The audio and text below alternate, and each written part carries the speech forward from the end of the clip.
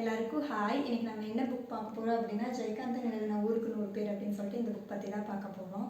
இதில் வந்து கதை தொடங்குறதே வந்து ஒரு மரண தண்டனை கைதி வந்து கடிதம் எழுதுகிற மாதிரி தான் ஆரம்பிப்பாங்க. ஆனந்தன் அப்படிங்கிற ஒருத்தர் வந்து போராட்டம் இதெல்லாம் நடத்திட்டு வருவார். அவர் எப்படின்னா புரட்சியாளர் மாதிரி ஒரு தொழிலாளர் சங்கத்தில் சேர்ந்து அவங்களுக்கு ஹெல்ப் பண்ணுறது, கீழ் மட்டத்தில் இருக்கிற மக்களுக்கு வந்து ஹெல்ப் பண்ணுறது, அந்த மாதிரியான பொது சேவைகள் செஞ்சுட்டு போராட்டம் அப்படிங்கிற ஒரு இதுலையும் நடத்திட்டு வருவார். அதில் வந்து நிறைய விமர்சனங்களை பற்றி எழுதுவார். அப்போ வந்து மரண தண்டனையை ரத்து செய்யணும் அப்படின்னு சொல்லிட்டு ஒரு விமர்சனம் பண்ணி கட்டுரைகளாக எழுதிட்டு வருவார். அதுக்கு மக்களும் அவங்க தரப்பில் இருந்த கட்டுரைகளாக எழுதிட்டு விமர்சனங்களாக எழுதிட்டு இப்படியே அவங்க போயிட்டு இருக்கும்போது திடீர்னு ஒரு நாள் யாருமே தெரியாத ஒருத்தர் வந்து ஒரு கடிதத்தை கொடுப்பாரு.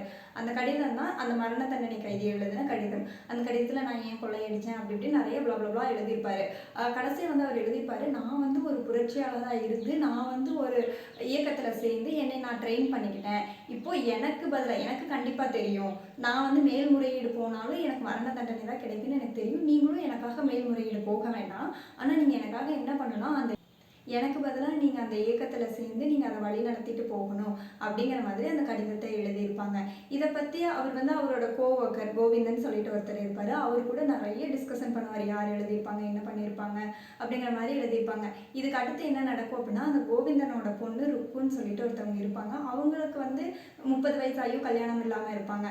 ஸோ அந்த கோவிந்தனுக்கு என்னென்னா, ஓகே நம்ம வந்து பொண்ணு இருக்காங்க, ஓகே ஆனந்த் சாரும் கல்யாணம் ஆகாமல் இருக்காரு, இவங்க 2 பேர்த்துக்கும் கல்யாணம் பண்ணி வச்சிடலாம் அப்படின்னு சொல்லிட்டு அவர் யோசிக்கும் போது இதை பற்றி ஆனந்த் கிட்ட பேசும்போது ஆனந்தன் சொல்லுவார், நான் வந்து ஒரு புரட்சியாளர், என்னோட கொள்கைகள் படி நான் கல்யாணம் பண்ணி நான் அந்த பொண்ணையும் நான் கஷ்டப்படுத்த விரும்பலை, அதனால எனக்கு கல்யாணம்லாம் வேணாம் அப்படின்னு சொல்லிட்டு அதுக்கு ஒரு உதாரணம் சொல்லுவார். எனக்கு ரொம்ப அந்த புக்லேயே ரொம்ப பிடிச்ச விஷயம்னா அதுதான். மார்க்ஸ் ஜென்னி இருக்காங்கல்ல, அவங்க வந்து ஒரு இன்டர்வியூ பண்ணியிருப்பாங்க.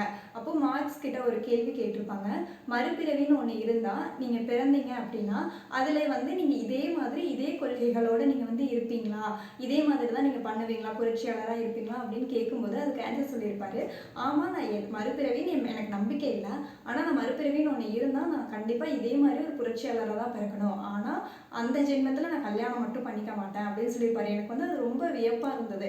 அதை பற்றி ஒரு ப்ரீஃபான ஒரு விஷயம் வந்து அந்த புக்கில் சொல்லியிருப்பாங்க. அப்படி அவர் வந்து அந்த மாதிரி ஒரு விளக்கத்தை கொடுத்துட்டு, இதனால தான் எனக்கும் கல்யாணம் வேண்டாம், ஏன்னா அவர் கல்யாணம் பண்ணி அவங்க குழந்தைகள் மனைவியெல்லாம் கஷ்டப்படும் போது அவர் ரொம்ப கஷ்டப்பட்டார் அப்படிங்கிற மாதிரி தான் அந்த இன்டர்வியூவில் சொல்லியிருப்பார்.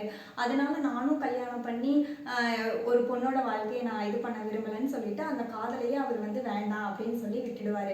இதுக்கப்புறம் மறுபடியும் அந்த கடிதம் அவர்கிட்ட அந்த மரண தண்டனை கைதிக்கிட்டே இருந்து வரும். அப்போ திடீர்னு ஆனந்தன் என்ன யோசிப்பார் அப்படின்னா, சரி நம்ம வந்து இந்த மலையாண்டி, அப்போ வந்து அந்த பேர் எழுதியிருப்பார் மலையாண்டி, இதுக்கு இந்த ஊர் இந்த இடத்துல தான் கொலை நடந்துச்சு அப்படின்னு. இவர் என்ன பண்ணுவார், சரி அங்கேயே போய் நம்ம வந்து அவங்க மனைவி கிட்ட, அவங்க கொலை பண்ணின ஆச்சாரியாரோட ஃபேமிலி கிட்டலாம் நம்ம ஒரு இன்டர்வியூ பண்ணினா மக்களுக்கு இன்னும் விழிப்புணர்வாக இருக்கும், மரண தண்டனை வந்து ரத்து செய்யணும் அப்படின்னு சொல்லிட்டு அவர் அங்கே போவார். அங்கே போய் அவங்க மனைவியை பார்த்து பேசும்போது அவங்க சொல்லுவாங்க, என் கணவர் இப்படிப்பட்டவர்னு நான் நினச்சதே இல்லை, அவர் அழகாக கவிதைகள்லாம் எழுதுவார், தமிழ் புலமை மிக்கவர் அப்படின்னு அவங்க எழுதின கவிதையெல்லாம் காட்டுவார். ஆனந்தனுக்கு வந்து இவ்வளோ அழகாக எழுதிட்டு ஏன் இப்படி போய் கொலை பண்ணுறாரு அப்படின்னு ரொம்ப ஆச்சரியமாக இருக்கும். அதே ஆச்சரியத்தோட அந்த அர்ச்சகரோட வீட்டுக்கு வந்து அவங்க பையனையும் அவங்க அம்மாவையும் பண்ணும்போது அவங்களும் சொல்லுவாங்க, எனக்கு மலையாண்டி வந்து ரொம்ப நல்லா தெரியும், சின்ன வயசுலேருந்தே நான் அவனை பார்த்துருக்கேன், அவன் இப்படி பண்ணுவான்னு நாங்கள் வந்து எதிர்பார்க்கல அப்படின்னு சொல்லிட்டு அதில் அந்த அம்மா, அந்த கொலை செய்யப்பட்ட அர்ச்சகரோட மனைவி வந்து ஒரு விஷயம் பண்ணுவாங்க.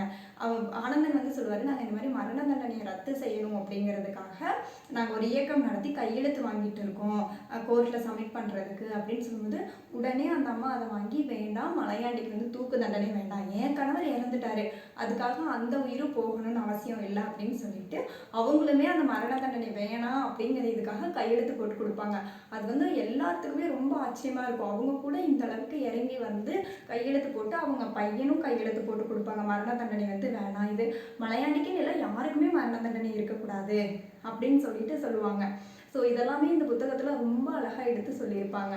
இதெல்லாம் முடிச்சு ஆனந்தன் அந்த அவங்க எல்லாத்தையும் குடும்பத்தை எல்லாம் சந்திச்சுட்டு திருப்பி அவரோட நேட்டிவ் பிளேஸ்க்கு வரும்போது அதே மாதிரி கடிதம் கொண்டு வந்த ஒரு ரேண்டமான ஒரு ஆள் வந்து அவருக்கு ஆனந்தன் கிட்ட பேசுவார். இந்த மாதிரி ஒரு இயக்கம் இருக்குது, நீங்கள் அதில் வந்து ஜாயின் பண்ணணும், நீங்கள் வந்து என்ன ஏதுன்னு பாருங்கள் அப்படின்னு சொல்லும்போது ஆனந்தன் ரொம்ப யோசிப்பார், எப்படி வந்து அவருக்கும் ருக்கு மேலே ஒரு லவ் இருக்க தான் செஞ்சுது, ஆனாலும் கல்யாணம் வேணாம் அப்படின்னு ருக்கும் அதை புரிஞ்சுக்கிட்டாங்க. ஸோ அதெல்லாம் பார்த்து பேசி கோவிந்தன், ருக்கு, ஆனந்தன் 3 பேர் உட்காந்து பெரிய ஒரு டிஸ்கஷன் பண்ணி அந்த இயக்கத்துக்கு போவாங்க. இதோட முடிவு என்னவா இருக்குன்னா, அந்த இயக்கத்தில் போய் என்ன நடக்குது, அதில் என்னெல்லாம் பண்ணுறாங்க, இந்த மலையாளிக்கும் அந்த இயக்கத்துக்கும் என்ன சம்மந்தம், இவர் போய் அங்கே எப்படி ட்ரைனிங் எடுக்கிறாரு, அவங்க என்னெல்லாம் எக்ஸ்பிளைன் பண்ணி அவங்க என்ன மாதிரியான போராட்டங்கள் வந்து அவங்க நடத்துகிறாங்க அப்படிங்கிற கதையோட்டத்தில் தான் வந்து இந்த புக் வந்து போயிட்டே இருக்கும். நான் படித்ததுலேயே ரொம்ப டாப்பிக்குக்கும் கதைக்கும் சம்மந்தம் இல்லாமல் இருந்த புக்னா வந்து இதுதான். ஏன்னா நான் இந்த புக்கை எடுக்கும்போது வந்து ரொம்ப காசிப் ரிலேட்டடாக ஏதாவது இருக்கும் அப்படின்னு நினச்சி தான் எடுத்தேன். பட் இந்த புக்கு என்டையர்லி டிஃப்ரெண்ட்டான ஒரு ஸ்டோரியாக இருந்தது. கண்டிப்பாக இந்த புக்கு எல்லாரும் படிச்சிங்கன்னா ரொம்ப இம்பேக்டாக இருக்கும்.